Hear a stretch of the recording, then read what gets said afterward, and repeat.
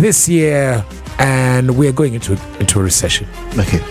And when we talk about Kenyans who are doing things, and wako hapo, they're making strides, they're doing great things, lakini you don't necessarily hear about them, this is one of them. So we decided that what we're going to do is get you people who are going to aspire to inspire you, because this story is great, it's innovative, and we promise you, if you listen, not hear, if you listen, you'll learn a thing or two, and then hopefully your life and your career will also grow in leaps and bounds. Definitely.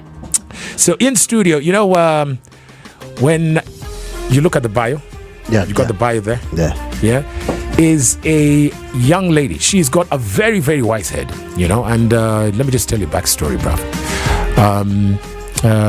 What was it? Here, Imara Mall? Yeah. You've been to Imara Mall? Yeah. Okay. What were you doing there? May I ask? I had a gig. I'm a DJ, so I was playing at Art Club. Or at the club, yeah? Art Club and the Manhattan. The Manhattan? Yeah. You played at both clubs? Yes. A bit of a langa, lakini. Why? Huh? It's where the money comes from. Okay. Yeah. So, first time I met her, she was opening a store on, the first floor, second floor. The one above ground floor, which is? Which one? What is the floor above ground floor? Mezzanine. No, yeah. See, above ground floor. Technically it's a mezzanine floor. Yes. Mezzanine, the first floor.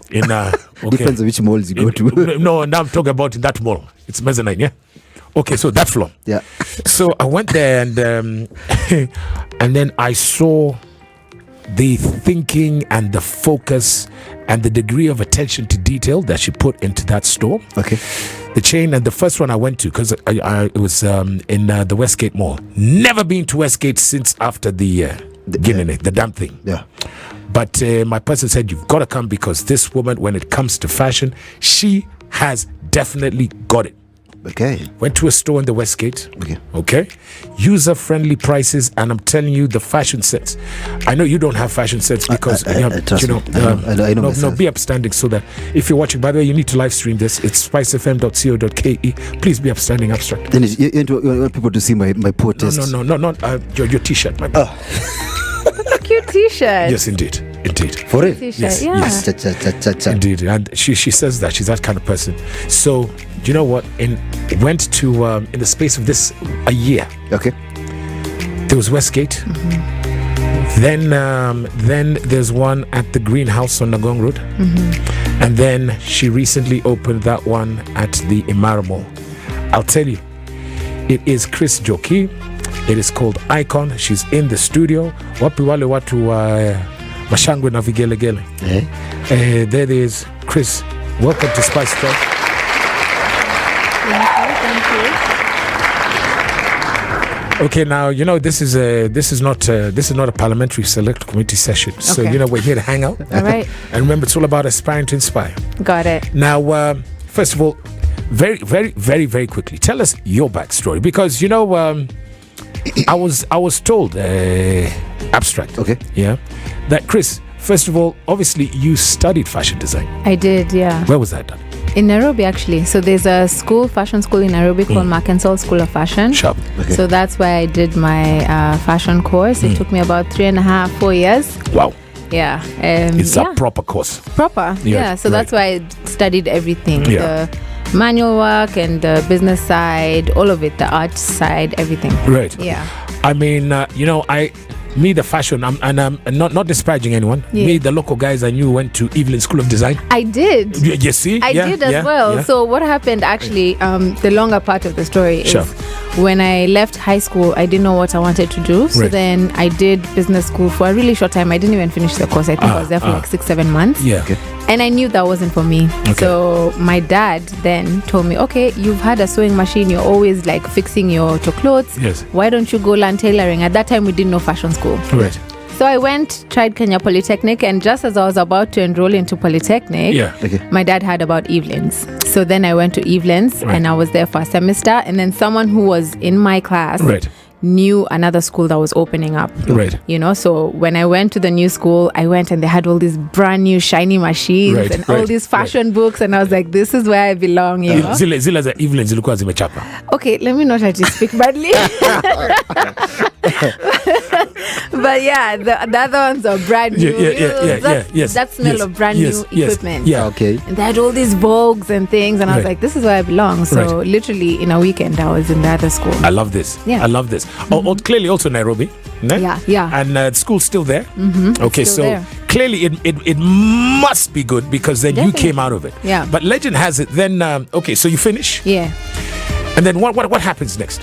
So when I finished my studies, I knew I wanted to start a brand, but at the time, I can say I was a bit scared. I was nervous. As an artist, I didn't want to put my work out there and people don't like it. Okay. And at that time, I was feeling a lot of pressure because a lot of my friends also studied, but they didn't do anything artistic. All of them went to be doctors and like law and things like that. Wow. So I was under so much pressure. I'm like, oh my God, I went this other direction. Yes. Went into fashion school. I need to make sure this first collection is so fire. Yes. You know, so there was all this pressure. So I was like, okay, before I start my brand and do all of these things, I think I need to do a bit of research. It was excuses. Right. But I was like, let me do a bit of research. So I started a second-hand business. Right. Where I would get Tumba stuff from Gikomba and then I would sell. Okay. So that was also my way of raising cash because I knew I needed capital for my brand, being that I wanted it to be a ready-to-wear brand. Right. Okay. So I was like, okay, this will be my way of testing the market. And I also really was, at that time, e-commerce was new. Internet, online, social media. I knew I wanted the brand to be heavy in digital. Okay. So I was like, okay, maybe this is my way to test it out. Right. So I got into the secondhand market and I used to sell on Facebook. So I used to take pictures with my mom's camera, sell on Facebook. And literally, I mean, that time when you're getting stuff from Gikomba, the markups were like ridiculous. Indeed. I was getting something for 50 bob, selling it for 800, 1,000. Wow. Right. Yeah, and, you know. And you see, they said this administration is all about innovation. Yeah. So speaking of the innovation, I heard, I hear that fine, you would buy the second hand, but you would make to one adjustment or two or three on the garment, so that you make it different and stand out and unique, you know. So it's like I would get something and it looks amazing, but then I don't like the sleeves, or I don't like the length, or I don't like the fit around the waist. Right. So then I had my sewing machine in my bedroom. I would literally rip it up, adjust it, sell it. Come on. Like that. Not for all of them, but for a lot of them. I love it. Yeah. Online. Online. Okay. We started Facebook. That was before IG even came about. Yes. Started Facebook, did Facebook for about like 6 or so months, and then now Instagram came out, so I got an account and we moved on to IG. Like that was really my training on digital and e-commerce. I wouldn't really call it e-commerce because we didn't have a website, but I really was able to learn quickly how to sell to customers a product that they cannot see, cannot touch, and they cannot try on. All right, I love it. Now, you know, sorry, Chris, now give us a timeline. So from when you finished the course, yes. and then you started online, right? Yeah. When was that? What year? And so then we start selling. So I would say, because I did the second-hand business for about a year and a half. I finished school in 2013. Sharp.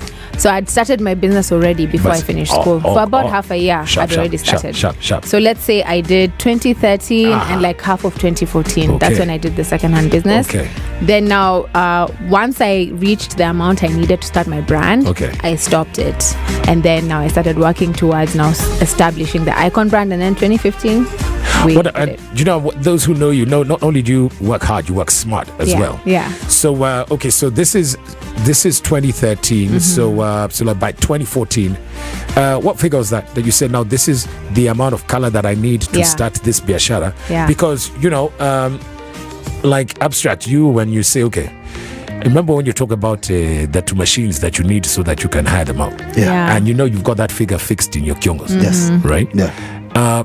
But is it still that fixed figure, or would you venture out like Chris and listen, let me go to market, and then when that figure comes, it's like the springboard to go forward? Actually, because like mostly if you when it started, you get an equal cheaper equipment, then hire it out, then get enough money to actually get the equipment that you want. So you, that of self-actualization imefika zilishafika hata ziko they've landed. Yeah. Congratulations. So, and what figure was that, may I ask, darling? So the figure that I knew I needed to start the IKOJN brand at the time was about 1M, Yes. 1.2. Good job. So for me, I knew that was enough because I knew at that time I'd tried to do my research and production in Kenya.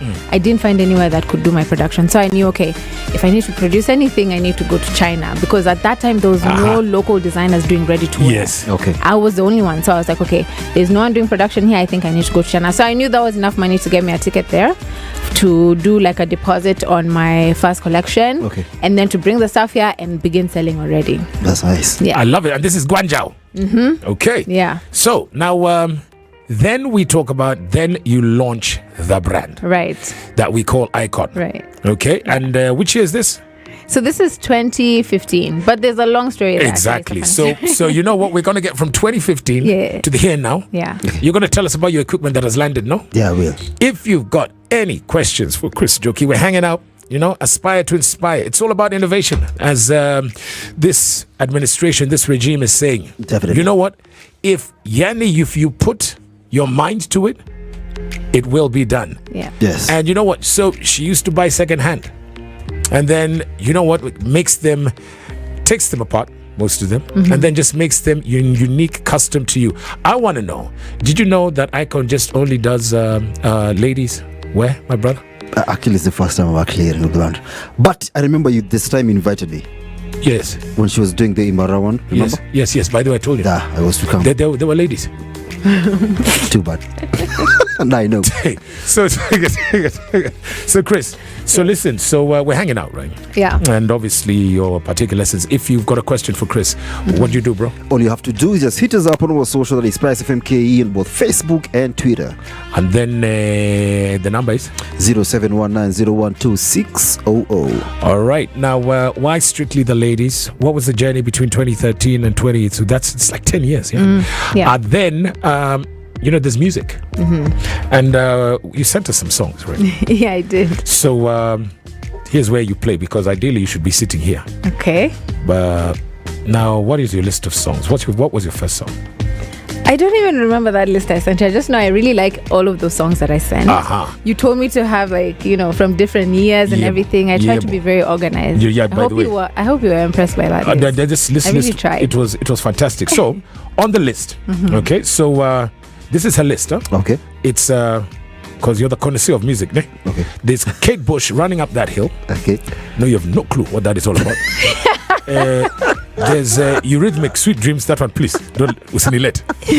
And then the Cyndi Lauper, Girls Just Wanna Have Fun. Yeah, that I know. No, I can tell what you know and you don't know. There's Bonnie Tyler, because now that he's got a girlfriend now. So congratulations. We were getting a bit concerned. There's Bonnie Tyler, Total Eclipse of My Heart. And then Wayne Wonder, Saddest Day of My Life. Nelly Furtado, Promiscuous. And Lil Wayne, Lollipop. And then finally, Anne-Marie, One Thing. She's got taste, right? Yeah. So we're going to start with, and tell us what these songs mean to you. We're going to start with Cyndi Lauper, I think. Girls Just Want to Have Fun. All right. A day, because it starts with C. I mean, do you want Eurythmics? What do you want to start with? I think Surprise Me. Okay. Surprise me. So it's Cyndi Lauper. Girls Just Want to Have Fun. Jagababa, what do you... let's go with that. What is it? So we always ask the meaning. What does this song mean to you, by the way, Chris? So I think for me, this is one of the songs that I knew when I was young. It's one of the first songs that really stuck to me when I was a young girl. And it just, because growing up, I grew up in a household. My dad was quite strict. And, right, yes. I didn't have TV growing up. What? No, that's a lie. I promise. I didn't have TV growing up because I broke it. It was my fault. I broke the TV and my dad says he's not buying a new one. Okay, I'm sorry. I can understand how grown-ups break TVs. For some people get inspired, temperamental, or Chelsea are losing, kick something. Yeah. Or you peed on the TV, some stuff like that happens. Yeah. But how did you break the TV as a child? So my cousin and I were having this game of who could kick closest to the TV without actually breaking it. Allah. Yeah, I know, it was a silly game. And someone would stand on the side. You mean like judo? And if you skid on the screen, then it's whoa, Yes. So there was the skidding thing. Right. And if you have the longest skid, you're the winner. Right. So my foot just went through. Is your foot okay? My foot was good. The TV was not. And then So, so I can understand you recanting that story. And then, have you ever done something that your folks look at you like, what? Yeah, that's exactly how my dad, he was like, really? Okay, good. I think we'll stay without it. Okay. It's fine. And what did your siblings have to say about that? I mean, at that time, they were younger anyways. Right. I'm the firstborn. Okay. So it's like, you're not coming at me yelling. It's done, it's done. Read a book. So they had no TV for how long because of you until you left? Yeah, from about maybe I'd say 13, 14 to about 18. So in the days of our lives, nothing. So I used to have to go to school earlier than everyone, find the person who's watched all those things, and invest to resort. Certain guys are talking at break time. I'm like, yeah, cuando se smia. Yeah. I tell you. That was it. Maybe that's why she is where she is today. There's a lesson to that, bruh. Definitely. No watching of TV, ne? Yeah. And we used to have book club every Friday. Book club, my friend, at home. Yeah, with my family. Everyone has a book. You read it during the week and we go through them on Friday. Book club every Friday. That's why IKOJN is where it is today. Meanwhile, others, whipped cream TV. Spice. After she put her foot through the TV, that's Cyndi Lauper with Girls Just Wanna Have Fun. It's all about Transformational Thursdays. And in studio, she is the driving force behind IKOJN. It is Chris Jockey's in the studio. And you know what? Speaking of driving forces and on Transformational Thursday, she's putting African fashion on the global map. She's got 3 stores now, and it started back in the day while she was still in school. And you know what? She used to go and buy secondhand from Gikomba and Toy Market, and then basically redo the design so that she makes sure that that particular piece stands out for you, the individual, the wearer. Journey that started in 2013, no? Yes. And it is now 10 years down the road. She's got 3 stores. And going forward, let's talk about Chris. Okay, so there you are. You get your seed money. Yes. And you're like, okay, fine. I'm absolutely good to go. Now it's all about, everyone is a business person in their kiongos. I'm an Amnagari, bro. Yeah, true. But then you basically then took the formal route because obviously, a lot of people look abstract. Yeah. If you to make the color, the biashara, okay, aside from DC would be doing COVID. Yeah? You literally have to be in a club. Yeah, not really. Yeah? Not really.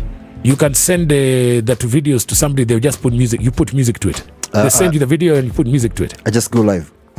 Okay, online, right? Yeah, just like a setup like here, and then I go live, and they put the details, and then they cash up and every other thing, like we used to do during COVID. By the way, right? And how's that going in this day and age now? That's the way to go right now. Most people actually do that. All right, so you went online first, Chris. Yes, I did. And why did you start in that sense and not basically, it's called what? Brick and mortar. Brick and mortar. So at that time, I remember, I think online had just like the websites was still new. Exactly. The whole concept of online was really new, right? But then in my head, I was like, wow, it's mind blowing because with a store, you're only meeting the people in that area. But online, you're telling me someone in the States or in Russia can see whatever it is I'm pushing. So that concept just blew my mind. And I think at that time, I was like, I am personally in the exact right time, right moment to be on this wagon because I'm still youthful enough to take the risk. The brand is still so young. We're just starting out. It's like, it's not gonna, if it fails, because that was the time even people used to talk a lot bad things about social media. Yes, you can get conned. Everything. Everyone had something bad to say about it. But I was like, if it goes well, this is gonna be the best thing we ever did for the brand. So I just decided we're going to jump on this wagon, whether or not we're the only ones doing it. We're going to jump on the Facebook, on the IG, and eventually get into our website, our own website, whether it's third party before we get our own. But I fully committed to it because the idea of someone seeing our stuff, even when they're not in your area, was mind blowing. I like that. So you see, now this is then, as you say, it's basically you're walking to the jungle. Right. All right. You're an explorer. Yeah. What is step 1? Who do you talk to? Who are you approaching? How do we get from the brain to online? And you know how those ones, when you order your condoms, and then they come a different brand from what you ordered. I mean, you know, like said, when you do your Amazon thing, yeah? Okay. Yeah, those toys that you order. Do you order condoms on Amazon? You don't listen to quotes. So how did you, and this is now. Right. You see, so now it's a dime a dozen, right? Yeah. But then, who do you approach? I mean, hopefully these are not trade secrets. No. What did you do then? No. Honestly, at that time, I think because of being in school and even the people who taught me that time when I was in school, a lot of them were current local designers. And they had the same kind of business model, which was custom made and very, very high end, expensive. They were all doing the same thing. So even when I finished school, I knew what I wanted to do was different and no one else was doing it. I wanted to do ready to wear. I wanted to do very affordable. I'll probably be labeled cheap and cheerful, whatever. I knew all these things. And so I knew there was really no one I could go to. So I was like, okay, let me take this road that no one is traveling. That way, no one is going to come and tell me, oh, you're doing something wrong. It's like, no, let me be the one to do it, and no one can tell me what's wrong or what's pivoted. right. Yeah, exactly. And I went there, and I remember Facebook. I was like, what? You can actually create a free account. For me, that became the basis of the brand. It's like, if I can do it for free, let me use that platform and use it to the best of my ability because it's free. You know, brick and mortar, I have to pay deposit, goodwill, all these different things. It's like, let me use this free platform. Okay. Yeah. And then it gets to a stage where you're like, damn, because like you said, it's global. Yes. Then an order came from somewhere and like, I cannot believe I'm getting orders from this particular place because it's far. Yeah. Where was that? So I remember the one that really shocked me the most was Rwanda, because that was when we just started. There was a whole mix-up that happened with the China thing. It didn't work out, and that's how I just decided to do production in Kenya. But now when we started the production in Kenya, it was myself and a lady who I was training from scratch what I learned in school. Yes. Okay. So I remember we started really small with like 5-10 pieces, going to like very particular people. And then I remember maybe 6 months down the line, we got an order from Rwanda, and it was on WhatsApp. And I was like, okay, first of all, actually, they sent a message on Facebook. And then they sent on, we gave them the number, they sent on WhatsApp, and we were chatting on WhatsApp. They're like, yeah, I'm from Rwanda, I want to order many things. And so we sent her like our lookbook of stuff, and she ordered so much. And she's like, yeah, just put it on DHL, whatever. And for me, that's when I was sold. I was like, what we're doing online, I know this is the first one we've gotten in 6 months, but it's working. I love it. This is someone who came on Facebook. Facebook. This is after 6 months. Yeah. Good one. So now this is after 6 months, but you've been to China. That production's not working. Why? Because Chinese, is it because of the sizes? Small is small. I'm a quality control. Yeah, quality control. Yeah, because you've literally got to be there watching every single step. So you can imagine, like, after I stopped my secondhand business, I've saved up my chum. I've said, okay, this is the money I need to start my brand. I took myself to China, tried so hard to find a factory, because there the problem is that MOQs are too big. So you're talking 10,000, 20,000. Hey, stop. Why are you using fighting words here? What is MOQ? MOQ is minimum order quantity. You see? Asking. He's learning.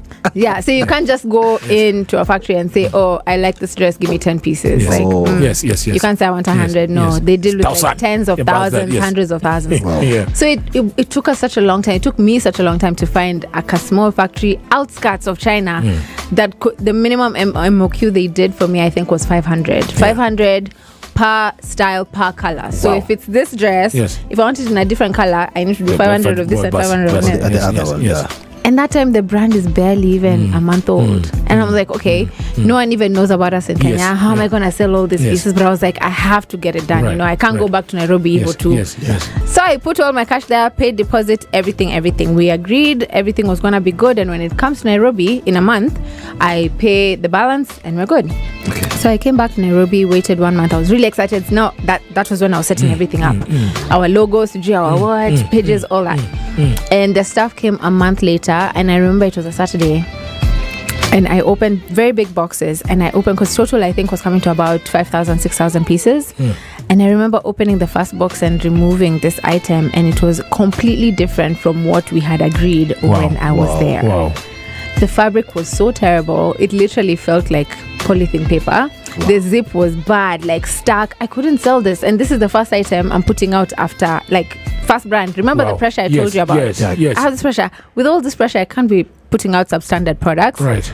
So I was so stressed. I was like, okay, now what's this? Like literally I cried for a week. I'm not even exaggerating. Yeah. Wow. I cried for a week, and if there was ever a time I was about to stop, yes, it was that time. So you burnt through the meter's gone. Everything. What? My Jesus. Everything has gone. Like literally, I was just lucky. Before I took the trip, I bought 2 sewing machines, like the proper production ones, and then I got this new girl who I was training slowly. But other than that, I didn't have anything else. And when I went on my trip, I at least bought some fabrics here and there that I liked. So those are the fabrics I said. After all that happened and I cried for a week, I was like, okay, we have to come back to the drawing board. And I created a whole new collection, which I sewed myself. I stitched it myself, and I did everything myself. Pause. That's why we talk about aspire to inspire. Definitely. She starts off, she makes the meter, she's ready to go. She gets on the jet plane, she goes all the way to China, Guangzhou, does her thing. The shipment lands, and it's totally all gone to what's the word, Baba? What's the other word for crap? Sorry. Depends on what you want to say. It's gone. Yeah. So it's like we've got to start again. Wait. One would give up. She did not. She bought sewing machines. She's got her apprentice. Mm-hmm. From then to now, what is that story? We're going to get to that next, but let's go to the music. Nebra? Yep. Okay. So the second song that you've chosen is which one, my dear? It's Kate Bush, yes? Yes. And what's the song? Running Up That Hill. Good choice, especially considering what you've just said. Kate Bush, Running Up a Rat Hill.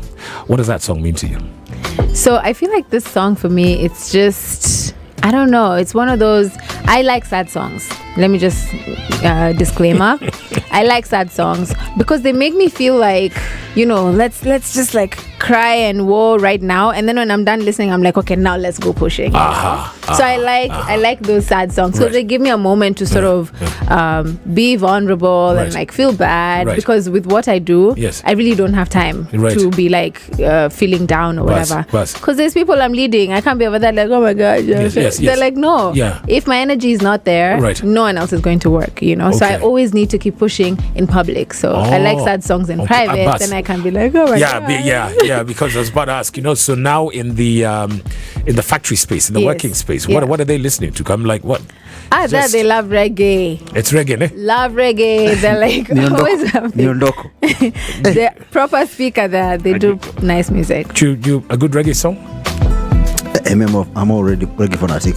You're not a reggae fanatic, no? Nope. So you can't recommend a good reggae song? I'll be lying. No, I start thinking. You don't even know one song. Okay, what song do you listen to when you're smoking that spliff? I don't smoke. Spliff. I don't know what that spliff is. Ganja. Cannabis sativa. Bangi. Wenda huko. I like what he said is that, did I do it? Hey, Nelly Furtado there featuring Timberland. It's an absolutely beautiful song. It is Promiscuous. It stems back from the time when basically, she was emancipated. Suddenly, she was good to go. The brand had now basically got to his feet. Then it started running. We are talking about the brand being IKOJN. We are here with the creative designer, CEO, CFO, founder, and it is Chris Jokies in the studio. So, Chris, it's all about Transformational Thursday, aspiring to inspire. And indeed, when it comes to grit, bruv, it doesn't get better than that, ne? Exactly. Especially, and you might be sitting there and you're like, oh man, you've invested in one particular venture and then things have gone totally south. Chris is the epitome of, get up, dust yourself off, and then let's off to the races. Exactly. 2020, some might say it was a bad year. It was a very good year for her because lockdown, basically all that she had been doing online as far as the brand IKOJN is concerned. The orders now started coming in, the fast and the furious. Suddenly, we're back to where we were at table one. That is now at the Westgate Mall. Why Westgate, Chris? So Westgate was a familiar space for us because there was the store that was there before COVID. Yeah. So for me, it just felt like, we stopped it too soon. That store that we had with the designers had been now gaining momentum. People knew where we were. Guys knew they could find IKOJN at Westgate. Okay. So when we had to shut it down, I was like, it felt, okay, you're snatching something. And people now are calling, they're like, are you guys still at Westgate? So we're like, okay, it's the same choice, because also we've seen the traffic was great, people were coming through, so we wanted to just continue with that, and so it was the safest choice. Instead of going and trying somewhere else that we don't know, we stuck there, and it's been going really well. We still have our store there. In fact, the first one we started with there was really tiny, and it still worked. Then last year we moved to a bigger space, still in Westgate. So it's been great. I mean, like I said early on, the only reason I went into Westgate was to go to IKOJN. Nice. Okay. And it was a trip. Beautiful. Beautiful mall. And then, so that was number one. And this is end of 2020, beginning of 21, is it? Beginning of 21. That was March 2020. March 2021. Yeah. Then we've been growing in leaps and bounds, literally. The next March 2021, do your math, Baba. So in the next 18 months, then you literally opened 2 more stores. Yes. And which was the first one? So first was Imara, which was November 2022. Yes. And then Greenhouse came December 2022. So in 2 months, you opened 2 stores, different sides of the city of Nairobi. They always say it's about location. Definitely. Yeah, like you've opened your boardings and lodgings. It's Airbnb, bro. Oh, I'm sorry. Shh. And it's abstract, so they welcome everyone. All are welcome. So, and then Costa Rica. Yeah, Nyali. So why Nyali? Actually, most clubs are actually located there, which is true, and most people actually and the beach hotels and everything. Most people actually frequent Nyali mostly. I mean, if not Nyali, Diani, because I'm planning to actually go to Diani and well and check out places, scout places. So that's was the whole idea. And most of my parents, my DJ, when they go there. But in Diani, you've got to know your red and white wine. You know what I'm saying? Chris will teach me about this. I'll give you some lessons. Thank you. So location, Chris. Yeah. Why Imara Mall? So actually how Imara Mall came about is because for us, when we were opening the next 2 stores, remember we have our website, right? So people have been purchasing from our website and we deliver to them. So us opening a new store was just not, okay, what mall do we get? It was based on data and findings from the deliveries we've been making to our customers who've been shopping on the website. So it's not madness, it's a method to this strategy. Exactly. After Westlands, our top 2 locations. So in fact, our second location was around Gong Road, Kilimani area. Right. And that's where we were going to have our first spot after Westgate. Right. But then the spot we wanted, there was some stuff involved in there. We couldn't get it. So we needed to go to the next option because I knew IKOJN was ready for a second store. People had been asking, they want to experience the brand a lot more in person. They want to come and try on, feel things, So I knew we needed a store and we needed to increase our distribution. Okay. So then the third one after that was along Mombasa Road. Mombasa Road, South Sea area, this whole area, Sagima and stuff. So then when the deal with Greenhouse went down, I went to the next one, which was Mombasa Road, and we came to Imara. And I remember I saw the mall. It was very new, vibrant, very much our vibe. I was like, okay, I think we can do this, And we got a really, really cool location on first floor, which was actually occupied by another store. But then they said, okay, if you want to come, then us guys will move then. That would be mezzanine, bro. We moved into Imara, and literally after I signed the Imara papers that we were going to move in, like a week or so after, I got a space in Greenhouse. And I couldn't back down. I was like, it's okay, we'll take it, It will take it. So from someone who was, clearly a risk taker, because, but you ominously believe in yourself, because after that Chinese debacle, I love guys who have been like, Apana, that's a girl talking. Yeah. Okay? Yeah. Skip that ish, Yeah. Let me pivot this way. Then you open a store in one end of Nairobi in 1 month. The next month, you know what? Let's go. So what lessons would you give somebody who's listening to you right now and they're like, you know what, I've got the belief, you go with your instinct, this is gonna happen. Yeah. What do you tell somebody who's listening to you right now? I think what I would say is the biggest thing you can ever not do is make a decision or make a move. You'd rather make that decision and make that move and it's the wrong move or the right move. Okay. It's a 50-50 chance. I like You it. never know. Yes. But if you don't do it, that's much You'll worse. never know. Yeah, that's much worse than making no decision at all or no move at all. So I would say, honestly, just do it. If that thought is in your head and you really have that belief, it doesn't have to be that grand, but there's a reason why it's in your head and in your heart. But if you don't do anything about it, you'll never know. So, Chris, go for it. Okay, so what next? More stores for sure. More stores. I'm looking at more stores and I'm looking at growing our production. Let me tell you, Coach, I'm really having an amazing time building a team that sees the vision. How many that are you I'm now? seeing. Right now, we are 27. My Wow. God. 27. And, you know, the more we grow, every time I'm looking around, I'm just like, oh my God, oh, you guys are looking at me for answers. Oh gosh, Yeah, you know, yeah. it can get a bit daunting, but You still can't believe you're the boss. yeah, but what I love the most is being able to like make it very clear to everybody in IKOJN that this is where we're going. I love it. And they get it. And I'm like, yeah, so let's push. And anything you need, I'm here for you. Just being able to grow that very hardworking, cohesive team for me, it's like my pride and joy. I love it. So yeah, I want us to grow. I think I want us to get to like, my audacious goal right now is in 5 years to have 1,000 women in production working under IKOJN full time. Why just women? I like women. I feel like women have a lot of Chief, she likes women. we have a lot that we don't think is possible that needs to be shown is possible. Wow. You know? Okay. Yeah. So Okay. I want to be the one to hold that lantern and guide everybody and be like, you know what, women, we can do this. I love it. So let me ask you, are you only going to focus on Nairobi or are you going to... Good one. No. So my focus right now is Africa. I want IKOJN to dress African women, right? So I'm not too interested on going outside of Africa, although if the opportunity comes, I'm not going to say no if it's really good, but I'm focused on dressing Africa. So Nairobi is great. We're looking to go outside of Nairobi as well, and after that I want to do the neighboring Kenyan countries, you know, going to TZ, East Africa, and then East Africa, and eventually I just want to like dominate Africa. And the thing is, I know the stores might take a bit of time, but I want to dominate Africa in e-commerce.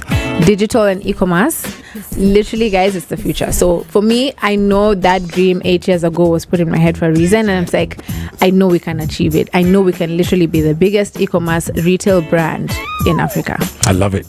And you know, within Kenya, sorry, brother. Okay. You see, like most people would say they venture into women clothes because basically us men we just shop once in a while. Is that true? There's an aspect of truth to that, I would lie. Okay.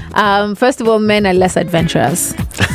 You're less adventurous when it comes to shopping. You're less adventurous when it comes to trying new things. Okay. You see, a woman, I'm going to give her these kinds of colors and she's going to be like, okay, yeah, I can try that. That looks funky. Yes. But a guy, I give you a shirt looking like this, you'll be like, hey, I don't want to be seen like you know? So Yeah. I like the sense of adventure that women have, because that's the best thing for a designer. It's the best thing for a creator, because then there's no boxing in the kind of creativity we can come up with. The other reason is like, I know how to dress myself. I know how to dress my body. I know it looks good. So it becomes like natural just to do the same for other women. Okay. For men, I'd have to like study Yuki Dogo. I don't know if I want to go that deep. So I was like, okay, we'll see. But we'll see. Yeah. Hopefully soon. Well, hopefully soon. Yeah. So you know, you got something going on tomorrow. Yes. Okay. So tomorrow we are having a special event at our greenhouse mall. Okay. So it's actually just a nice after work sort of cocktail vibe happening. There will be some great discounts happening in store. So we're at Greenhouse Mall on Gong Road, ground floor. And it'll be happening from 4 p.m. to about 8 p.m. So if you're available, come through. And you can check us out on our socials as well. Yes. Okay. Yeah. Instagram, IKOJN Live. So remember, IKOJN is IKOJN. Yeah, tell me about that first of all. Just finish the IKOJN. Yeah, so IKOJN Live on IG and then IKOJN on everywhere else, every other platform. Now, tell us about the name, by the way. The name IKOJN? Yes. So my name is Chris Njoki. Yes. So IKOJN is actually Njoki backwards. And the J silent. Boss. But That's super creative. So Yeah. on that shoot drop moment. Of course. Yeah. yeah. Goody. Yeah. I didn't even think of that. Yep. Final- That's everyone's reaction. I love that. Final message to anyone, because it's all about aspiring to inspire. You've got the grit. You've been at the bottom of the trenches. Now you're streaking towards the top of Everest. Yeah. What's your message? What I would say is start with what you have. A lot of times you feel like, I can't start something because I don't have this, I don't have this. Okay. I feel like I looked at my lack of things as an opportunity to learn. My lack of money, my lack of whatever experience, all of that. I took that as an opportunity to learn. And that's what I would like to, challenge all of us. Start where you are with what you have, no matter how little it is. There's so many free resources out there that we can use. And take advantage of it. Take advantage of it. She will be dressing Africa without a shadow of a doubt. Catch up with her at her store tomorrow at the Greenhouse Mall. That clearly is on Nagong Road. Yes. Yeah. Yeah. You say it like an Odera, my friend. Okay. So it's on the ground floor. Yeah. And then she's also got the store at the Imara Mall, which is a first floor is called what? Mezzanine. Indeed, they're there. And then also at the Westgate Mall. First floor. On the first floor. Yeah. IKOJN is Joki backwards. I love that. And the J is silent. Yeah. Chris Joki, thank you for coming to the studio. Thank you for having me, Coach. It's absolutely brilliant. Now, Chris, before you go, there's a story here. This hour we usually have, it's called The Court. No? I'm ready. And somebody's written it, no? And says, hi guys, love the show. Thanks for bringing radio back. Cheers. Now, writes on and says, I've never had a problem being a kept woman, but this new guy is really testing my limits. First of all, their family money comes from a history of some of the worst corruption and drug scandals this country has ever seen. I googled his grandfather's name and almost vomited. Wow. But all of that would be forgivable if the guy wasn't also so vulgar and verbally abusive with me and other people, including the staff at his own house. I think he's watched one too many gangster movies and listened to too much gangster rap. I know this thing of ours can't last. So, should I cut and run now? Or do the country a favor and mooch off this guy for as long as this bad romance lasts? Abstract. Watches too many movies. Do you think he watches movies with cream, bro? So that coming. I actually had 3% in that. I don't know the individual. Yes, but somehow when you hear this story, you read this story. Yeah. Because I'm thinking of one or two families. Do you know what I'm saying? Yeah. You're thinking the same. Yeah. Chris, what would you like this? Hey, what would you advise this lady? Yeah. Honestly, I feel like she already knows what she wants to do. I like that. I feel like she already knows. Yes. She's just looking for a way to justify it. Right. Yes. She already knows that this guy is vulgar. Yes. He's Yes. bad. Yes. Clearly he treats her horrible. Yes. But she wants to give a reason why she wants to stay with him because maybe she enjoys the benefits. Right. Yeah. So what I would say is, it's your life, sis. Like, don't look for a reason from anybody to do anything. You do you. If you feel you want to munch on that moolah, just do it, but don't let anyone else give you a reason. Make that reason be you and own it. Make that reason be you and own it. I want you to own your final song. It's Bonnie Tyler, The Total Eclipse of the Heart. You see now, if you're live streaming this, that's just brought a smile to her face. What is this song? It means something to you, clearly. Yeah. Tell us that story. No, that's a really good song. My family, actually it was my dad who introduced me to that song, and we just used to enjoy it as a family, and it just brings back those memories. I like your dad is like daddy cool, eh? Yeah, he's cool. Yeah, did he used to go to the boogie? Was he a guy of the disco? Before I was born, yeah. And then he told me once I was born, he looked at my beautiful face and he said, no more booze, no more party, nothing. Get out. So hold on. So you're daddy's girl? Yeah, for sure. Okay, so you got brothers? Yes, I'm the firstborn. I have a younger sister, 5 years younger, and younger brother, 15 years younger. See, Nani just tried to do the mathematics. Chris Joki, Bonnie Tyler, Total Eclipse of My Heart. Next. Spice.